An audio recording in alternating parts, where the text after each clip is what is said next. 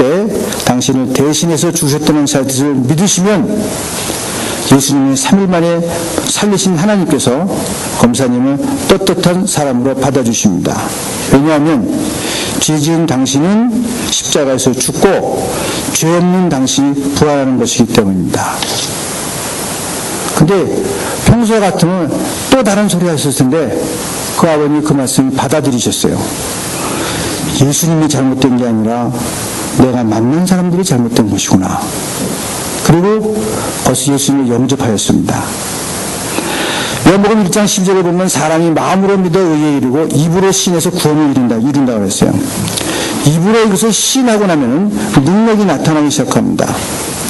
여러분 찬양팀들이요, 찬양 사역에 힘이 있는 것은 뭐냐면 찬양 자체가 고백이기 때문에 그렇습니다. 종은요, 울릴 때까지 종이 아닙니다. 내가 믿음의 고백으로 울려 나와야 된다고 하는 거죠. 그 다음부터는 병문안 오는 사람마다요, 얼마나 많이 왔겠어요, 병문안을. 그 유명한 검사님이 입원하였으니까. 손님들이 들어오면요, 침대에 무릎을 꿇고 앉는 거예요. 그리고 전도하셨어요. 예수 믿겠다고, 교회 한번 가보겠다고 대답하기 전까지는 무릎을 풀질 않으셨어요. 그리고 전도를 하였습니다. 나중에는 암이 갑자기 퍼지니까 이 후두까지 오니까 목소리가 안 나오더라고요. 목소리가 안 나오니까요, 아트라 용지에 썼어요. 이 내용을 믿을 때 무릎을 꿇고 그 종이를 보여주시는 거예요.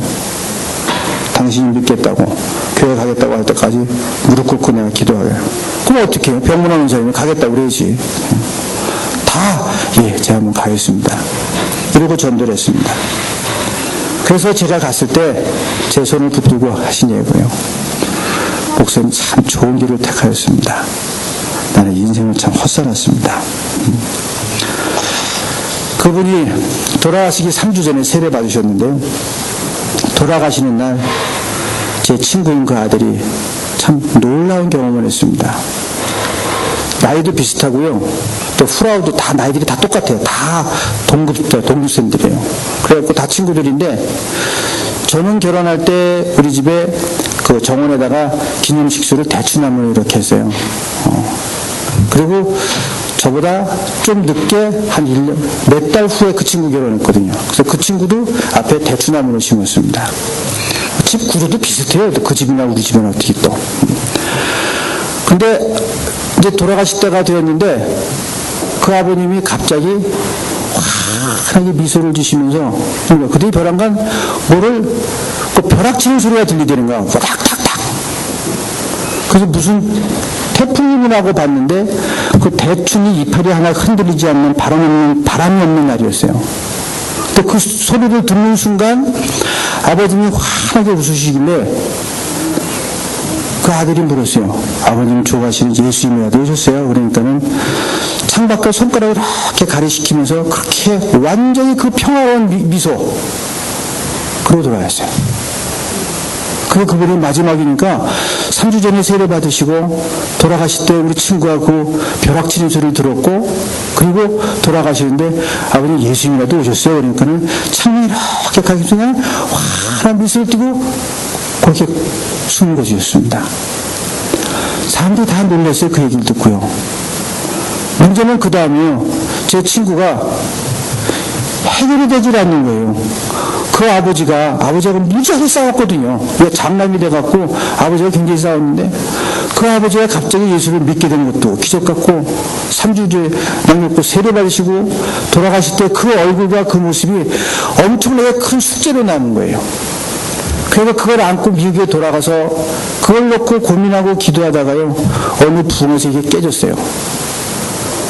3일 동안 울면서 기도하고 밥을 안 먹고 그러더래요. 나중에 물어봤어요, 내가. 야, 해결하는 게 좋은데 도대체 3일 동안 뭔 기도를 그렇게 했냐? 그러니까는 다 한 가지예요. 감사의 기도를 드렸다고 그래요. 나 같은 죄인을 이렇게 살려주시고 이제까지 살려주신 게 감사해서 3일 동안 울면서 슬퍼서 한 게 아니에요.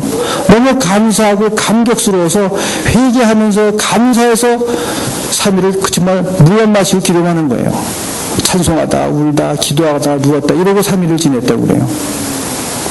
그 친구 집에는 자기 교회가 따로 있어요. 집안에. 한참 차 타고 들어가면 오른쪽에 그 카펠레가 하나 있거든요. 그것도 다 들어가면 지네 집이 나오는데 그 자기 교회에서 그러고 3일을 금식을 하면서 기도했는데 감사해서 기도했대요.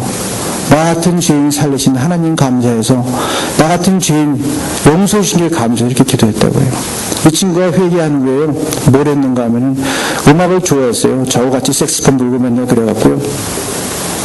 찬양사역팀을 만들었습니다. 그 찬양사역팀을 데리고서요, 퇴근을 하면은 뉴욕 지하철에 가서 전도지 돌려요. 토요일 되면 뉴욕에 나가서요, 여러분 잘 알잖아요. 그 공원에 가서 찬양사역 하는 거예요. 설치해놓고 하나님 찬양하면서 전도합니다. 그렇게 전도하다가 요즘은 얼마 전부터 또 일본인 교회를 세웠어요. 요즘 일본인이 교회가 없어져 버렸어요. 근데 일본 학생들이 많은데 너무 방황하니까 자기 사무실에서 1명, 2명 하다가 지금 한 40명 되는 일본인 교회를 세우니까 자기가 감당이 안 되니까 일본에서 목사님을 모셔왔습니다. 그래갖고 일본 청년들을 하는 일본인 교회를 지금 해요. 그리고 섬깁니다. 저는 그 모습을 볼 때마다 참 하나님의 역사라고 하는 것이 참 놀랍다. 사람을 쓴다고 하는 것은 우리가 생각할 수 있는 정상적인 방법, 그런 무슨 이렇게 쓰지 않을까? 그게 아니에요.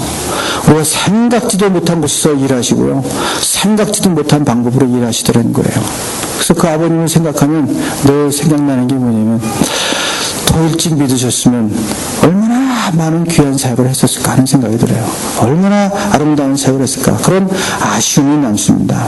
그래서 지금도 제가 하는 이 목회라고 하는 일이 때로는 힘들고 어렵고 정말 도망가고 싶을 때도 있지만, 그때마다 저를 뒤에서 부르는 소리가 뭐냐면 그 아버님의 목소리예요. 목사님 참 좋은 길을 택하셨습니다. 세상 사람들이 모두 다 부러워할 그 화려한 인생을 사신 그 아버님이 의대도 가고 싫으면 법대도 들어가고 대학교 졸업하기 전에 사법고시 다 패스하고 권력도 있고 자식들 아들 둘 딸 셋 뭐 다 복하고요, 다들 건강하고요, 공부도 다 잘해요, 딸들도 다 이대 나왔어요. 부러울 게 없어요. 근데 그 아버님이 내 손을 붙들고 나는 인생을 헛살았습니다. 그때 생각마다 이 일이 정말 잘 내가 못 느낄 때도 있어요. 너무 힘들 때는. 그래도 그 음성이 그 아버지 얘기한 거 보면 이게 진짜 좋긴 좋은 길인가 보다 생각하고 늘 이 일에 충실하려고 합니다. 사람의 인생은 언젠가는 무대에서 내려와야 될 때가 있습니다. 그 무대에서 내려올 때는 세상 사람들이 치는 박수 소리와는 다른 겁니다. 하나님께서 잘했다 내 아들아, 수고했다 내 딸아, 이 음성을 들어야 되겠다고 하는 것입니다. 이 땅에 사는 동안 우리는 누구나 다 죄 가운데서 피곤한 삶을 살 수밖에 없습니다. 그래서 바울은 그랬습니다. 오라 나는 곤고한 사람이다. 이 사망의 엄물에서 누가 나를 건져낼까? 예수 그리스도로 말미암아 하나님께 감사하리로다. 고백 아주 초절하게 느껴집니다. 우리는 모두가 다 곤고한 사람들입니다. 때로는 상처받고 때로는 피곤하고, 내가 굳게 마음 먹고 독일에 왔고 정말 여기서 뭔가 해보겠다고 독일에 왔지만 독일어가 어렵고 사는 것이 힘들고 인간관계가 비틀리고 건강은 상하고 그래서 지쳤습니다. 피곤합니다. 하나님 돌아가고 싶습니다. 포기하고 싶습니다. 여러 가지 그런 생각했지만 그 가운데서도 하나님은 우리가 동행하시고 붙드시고 세우시고 회복시키기를 원하신다고 합니다. 오늘 이 시간이 바로 우리가 그 손길을 붙들고 새 사람이 될 수 있는 시간입니다. 우리를 부르는 우정과 우리를 부르는 사랑의 소리에 응답할 수 있는 시간이고, 삶과 죽음의 시간에서 정말 영원한 삶으로 결단할 수 있는 시간입니다. 이 순간이 내 마음을 열어 인생의 겨울이 오기 전에 새로워지고 그리스도와 함께할 수 있는 시간들입니다. 사랑하는 여러분들이 이 어두워져가는 계절에 주님과 함께 밝아오는 새해를 맞이는 귀한 여러분들이 되시기를 주님 이름으로 간절히 축복합니다. 아멘.